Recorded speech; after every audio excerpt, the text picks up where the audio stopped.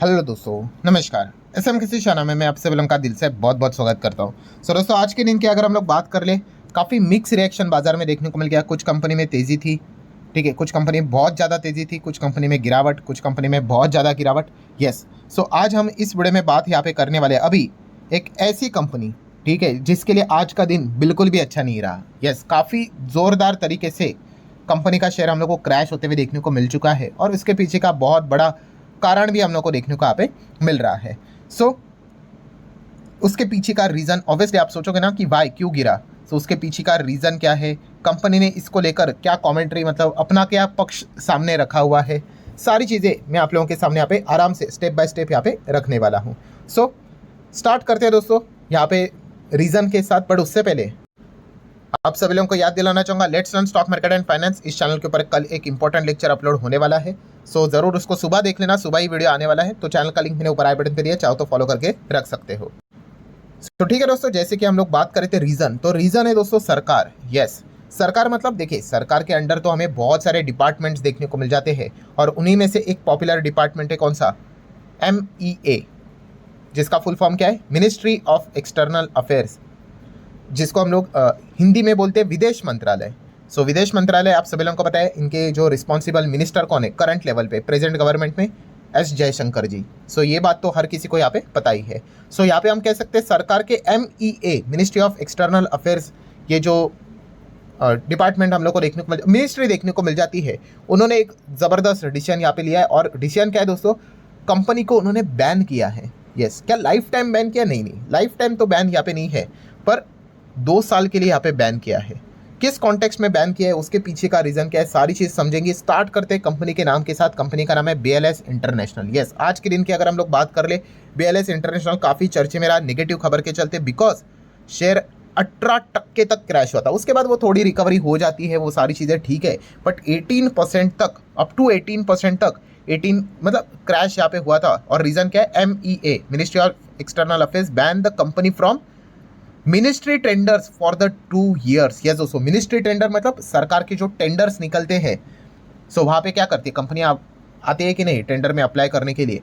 अब ये कंपनी अगले 2 साल तक, अभी 2025 का खत्म ही हो जाएगा, 2026-27 तक यहाँ पे क्या कर सकेगी, सरकारी जो टेंडर्स यहाँ पे रहेंगे उसमें अप्लाई नहीं कर पाएगी। ठीक है। जैसे ही खबर हम लोग को देखने को मिल गई, तो स्टॉक आप देख सकते हो बहुत ब्रूटल तरीके से गिरते हुए देखने को यहाँ पे मिल रहा है। आप ज़रूर यहाँ पे विचार कर सकते हो कि मतलब कंपनी कितनी कमाई करती थी सरकार के मतलब मिनिस्ट्री टेंडर से।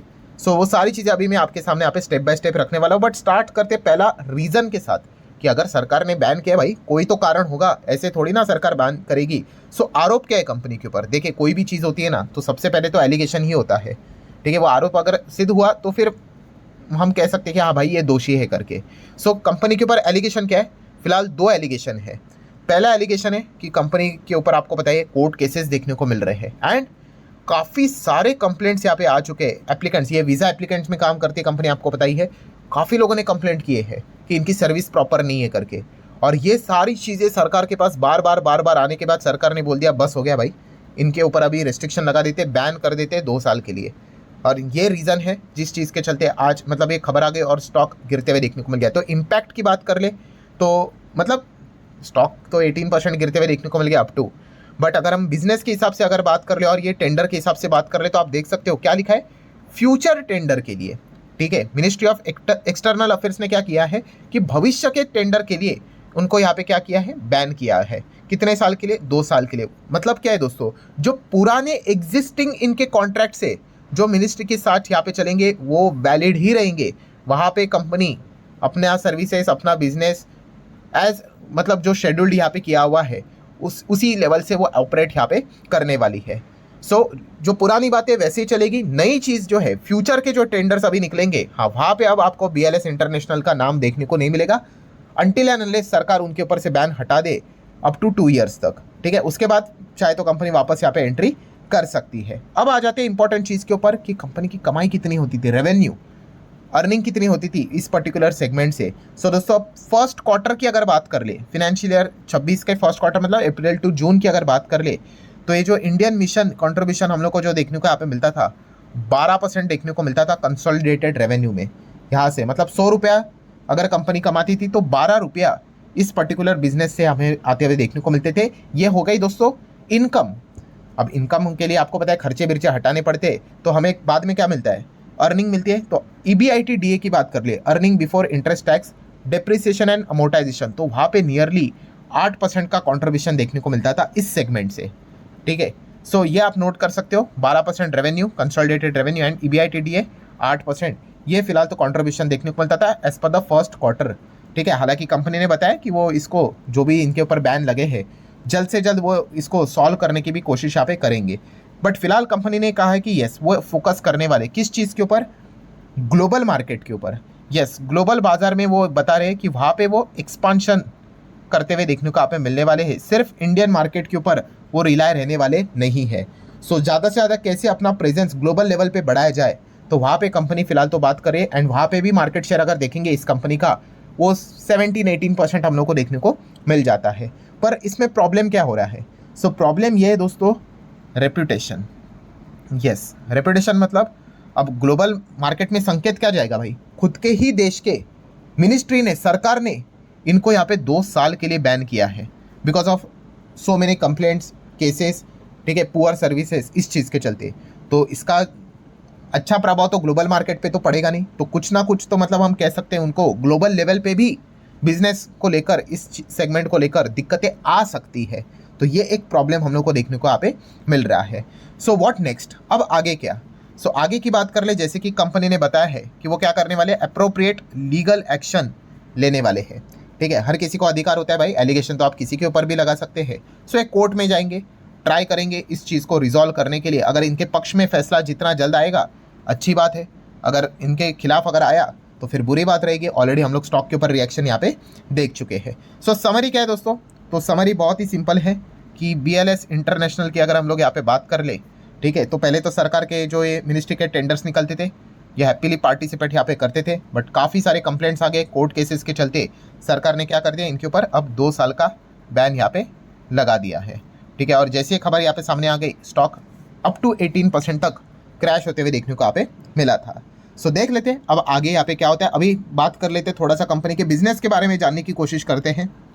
सो आप देख ही सकते हो कि BLS इंटरनेशनल सर्विसेज, ठीक है, 40 साल से काम करते हो, मतलब BLS ग्रुप के हिसाब से अगर हम बात करें तो, एंड ग्लोबल लेवल पे प्रेजेंस है।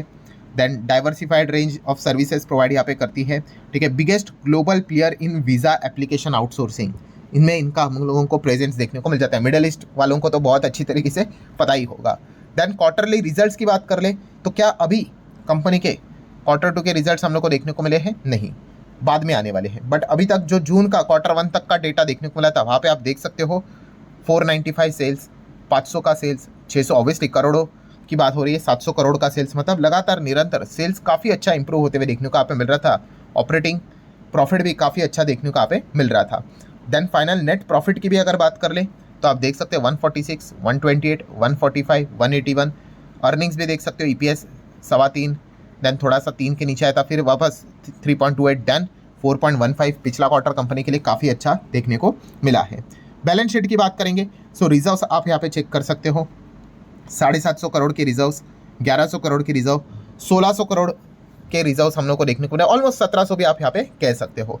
कर्जे की बात करें, पहले कंपनी के ऊपर 1 रुपये का भी कर्जा नहीं था। लॉन्ग टर्म बोरिंग की बात करें, बट पिछले साल, पिछले फाइनेंशियल ईयर में कंपनी ने 180 करोड़ के आसपास का कर्जा यहाँ पे लिया है। अगेन, कर्जा लेना कभी पाप नहीं होता है, प्रॉपरली उसको इस्तेमाल करना होता है एंड उसको रीपे भी करना होता है, तो कोई दिक्कत की बात होती है नहीं। शॉर्ट टर्म बोरिंग भी सेम सिनेरियो है, पहले कंपनी प्योर डेट फ्री रहती थी, बट पिछले फाइनेंशियल ईयर में कंपनी ने long term and short term दोनों कर्जे लेके यहाँ पे रखे हुए हैं। कैश एंड कैश इक्विवेलेंट की अगर बात करेंगे, सो कितना है, 750 करोड़ के आसपास अप्रॉक्सीमेटली कैश हम लोग को कंपनी के बैलेंस शीट में देखने को मिल रहा है। शेयर होल्डिंग पैटर्न की बात करेंगे तो शेयर होल्डिंग पैटर्न कैसा है, तो प्रमोटर के पास 70% से ज़्यादा का स्टेक है। मतलब आज के दिन जो झटका लगा है उसमें हर किसी शेयर होल्डर को झटका लगा होगा, बट सबसे ज़्यादा झटका तो प्रमोटर को ही लगा है, क्योंकि 70% से ज़्यादा स्टेक लेकर बैठे हुए हैं। मोटा मोटी 29 पॉइंट समथिंग स्टेक पब्लिक, मतलब नॉन प्रमोटर है, जहाँ पे FIS 8.5% है, DIS के पास ज़्यादा नहीं है, 3% के आसपास है, बिलो 3% है। एंड पब्लिक की बात करें तो 18% प्लस का स्टेक वो लेकर यहाँ पे चल रहे हैं। प्रमोटर की होल्डिंग 70% प्लस है, कितनी गिरवी है, तो कोई भी शेयर गिरवी इसके पहले भी नहीं था और अभी लेटेस्ट क्वार्टर में भी गिरवी देखने को यहाँ पे नहीं मिला है। सो ठीक है दोस्तों, लेट्स सी अब आगे यहाँ पे क्या होता है। जितनी इंपॉर्टेंट इन्फॉर्मेशन थी वो आसान भाषा में मैंने आपके सामने यहाँ पे रखी हुई है। वीडियो हेल्पफुल लगा होगा, चाहो तो लाइक एंड शेयर कर सकते हो। मिलते हैं नेक्स्ट वीडियो में, तब तक के लिए बाय बाय।